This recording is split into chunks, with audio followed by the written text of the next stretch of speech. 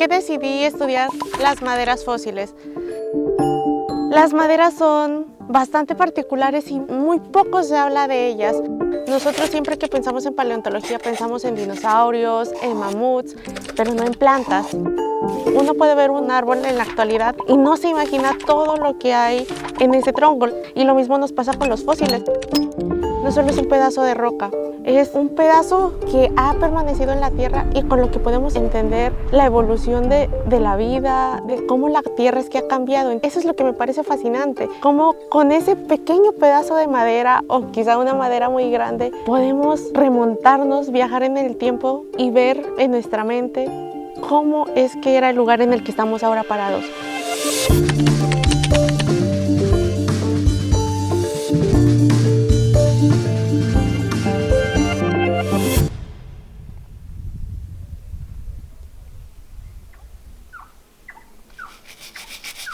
Esto está interesante. Esta no tenemos. Pues estos vasos chiquitos acá no me acuerdo haber visto. Yo soy Diana Karen Pérez Lara, soy bióloga egresada de la UAP en Puebla, México. Hice una maestría en biociencias en el Instituto Politécnico Nacional de la Ciudad de México y estoy haciendo un doctorado en Ciencias de la Tierra en EAFIT. Desde que era muy pequeña mi interés por los fósiles salió, lo noté, pero yo quería estudiar dinosaurios. Sin embargo, en la universidad es donde yo empiezo a encontrarme con el mundo de las plantas fósiles y quedé enamorada de ellas. Una vez que uno dice, ok, puede haber plantas fósiles, puede pensar más en flores, en hojas, pero no en maderas, no en un tronco. Entonces esa es una de las razones por las que decidí estudiar maderas, porque muy poca gente lo hace y además la anatomía, las características presentes en ellas son hermosas. Estas formas que ellas crean es realmente increíble. Estamos viendo otro mundo a través del microscopio cuando estudiamos maderas. Las características presentes en las maderas nos pueden saber cómo era la precipitación, cómo era la temperatura en el momento en el que ellas vivían. Ver algo que vivió hace millones de años me parece realmente increíble. Algo que nadie había visto por millones de años, yo lo estoy observando por primera vez, es realmente fascinante. ¿Esta es la de 8 metros? Creo que sí. Lo de 8 metros, ¿verdad?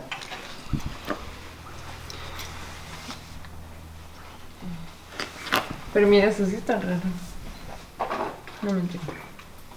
Parece que tuviera un patrón, pero seguro es el desgaste. El registro fósil de las plantas se ha explorado muy poco en general en el planeta y en los trópicos aún menos. Soy Camila Martínez, soy profesora en el programa de biología y en el área de sistemas naturales y sostenibilidad. Lo que más me ha movido a trabajar en esto es entender el origen de la biodiversidad, sobre todo en este país que podría ser uno de los más biodiversos del mundo, y también entender cómo el clima ha cambiado y ha afectado esos ecosistemas tropicales.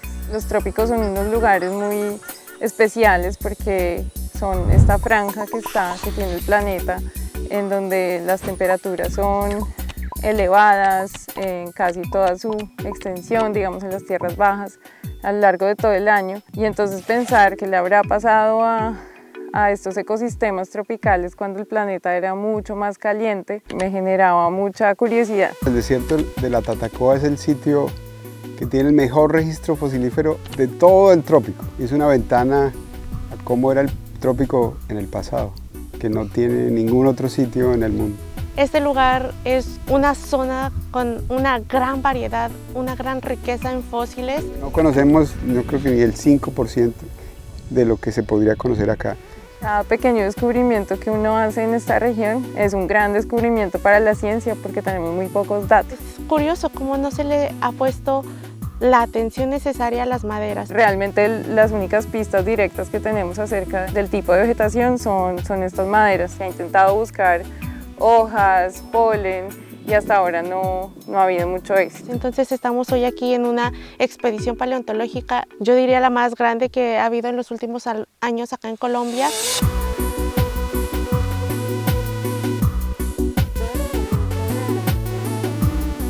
Aquí hay alrededor de 60 investigadores, aproximadamente unos 40 líderes trabajando en múltiples universidades y centros de investigación de toda América, de Europa y de Estados Unidos. Muchas experticias diferentes, desde investigadores que trabajan con cuerpos de sílica en las plantas hasta cangrejos, peces, serpientes, cocodrilos, tortugas, mamíferos, un montón de tópicos que requieren ser estudiados para entender un sistema tan complejo como el trópico. Muchos grupos de investigadores estamos aquí para colectar fósiles y en mi caso particular para colectar las maderas fósiles. Queremos llevar la mayor cantidad de ellas para poder estudiarlas en el laboratorio, saber qué son. La idea es ver las células de las maderas en el microscopio para poder identificarlas, saber más o menos a qué familia pertenecían de plantas y finalmente después de reunir muchas, saber por ejemplo qué tipo de bosque era en el que vivían estas maderas. Saber cómo era este desierto, si realmente hace 13, 16 millones de años era igual de seco que en la actualidad o si era muchísimo más húmedo. ¿Cómo es que ha cambiado el clima durante estos últimos 16, 11 millones de años?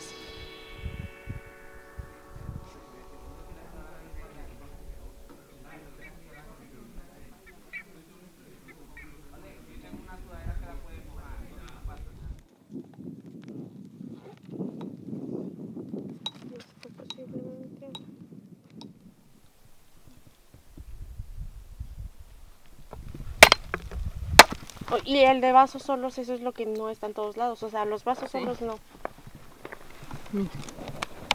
¿Qué le echo agua? No, aquí tiene súper bien. Sí, está re divino. Esto sí es la misma pieza, ¿no? Aquí Sí. Los mido como uno.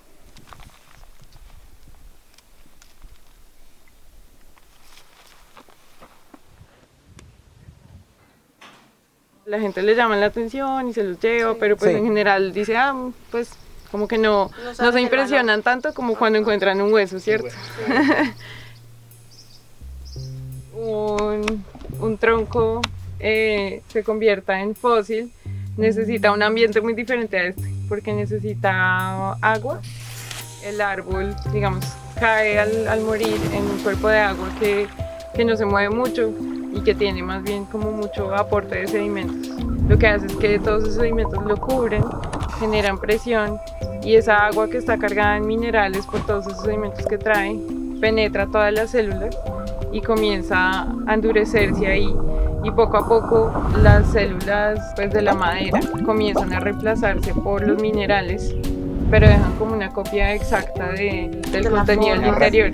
Entonces, gracias a eso que se llama la permineralización, que nosotros podemos estudiar los fósiles como en el pasado y saber cómo eran pues, sus células. Muchas veces podemos saber a qué familia pertenecían. Y cuando estudiamos muchos en conjunto, podemos también tener una idea de cómo era el clima en ese momento.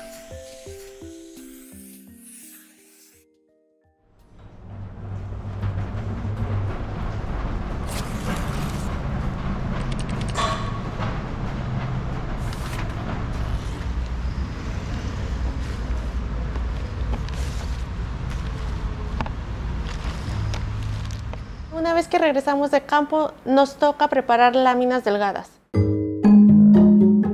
Para poder obtener una lámina delgada y observarla al microscopio, primero cortamos las muestras.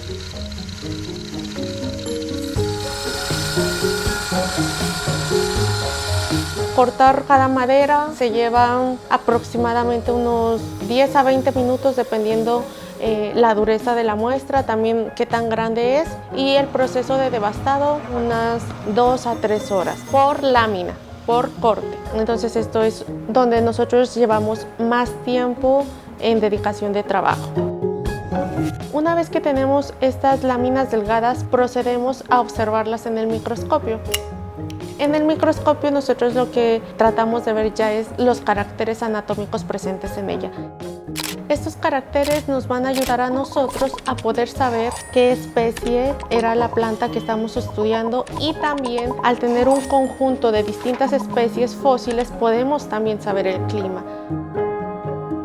El pasado es la clave del presente. En las plantas poder ver cuáles son los caracteres que han estado presentes en ellas que les han ayudado a seguir durante mucho tiempo, nos puede también ayudar a entender a nosotros qué grupos de pronto son los más vulnerables, cuáles son los que podrían tener mayor éxito en estos cambios climáticos y cómo es que las plantas responden a estos cambios. Entonces, los fósiles no solo nos van a hablar del pasado, sino que con ellos también vamos a poder entender un poco mejor el futuro.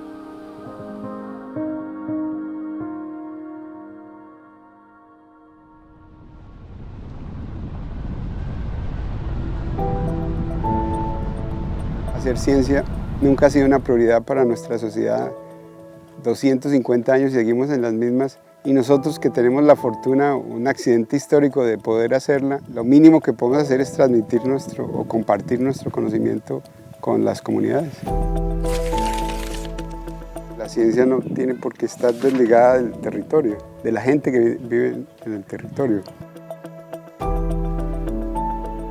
Acá en el desierto de la Tatacoa tenemos el grupo de vigías del patrimonio paleontológico de la Tatacoa, quienes trabajamos por la protección del patrimonio cultural y natural y además que las comunidades tengan sentido de pertenencia con los restos fósiles que encontramos en el desierto de la Tatacoa. Este es un ejemplo de categoría mundial, como usted se puede apropiar del sitio donde usted está. Y apropiarse quiere decir conocerlo. Hoy día se ha consolidado este proyecto a través de la cooperación entre instituciones paleontológicas, universidades y también con la comunidad, donde hemos fortalecido esta ciencia creando el Museo de Historia Natural La Tatacoa y el Laboratorio de Investigación Paleontológica Valery Anders. Le tendría que importar este sitio, no importa dónde viva, porque la Amazonía, y esto era parte de la Amazonía hace 4 millones de años, es el motor de agua del planeta entero. Y a usted no importa dónde viva, el agua que usted se toma en algún momento en los últimos 30, 40 años, esa gota tuvo que venir de lo que pasa en la transpiración del bosque amazónico. Y en la medida que el CO2 aumenta, realmente no sabemos muy bien qué le va a pasar al Amazonas. Si se va a transformar en un paisaje de sabanas o va a seguir siendo un bosque. Y la respuesta a esa pregunta es supremamente complicada porque no solamente se puede responder con un modelo. Y a las escalas de tiempo a las que opera un ecosistema como el Amazonas de esa magnitud, son escalas geológicas. Y la respuesta a esa pregunta probablemente está en estas rocas.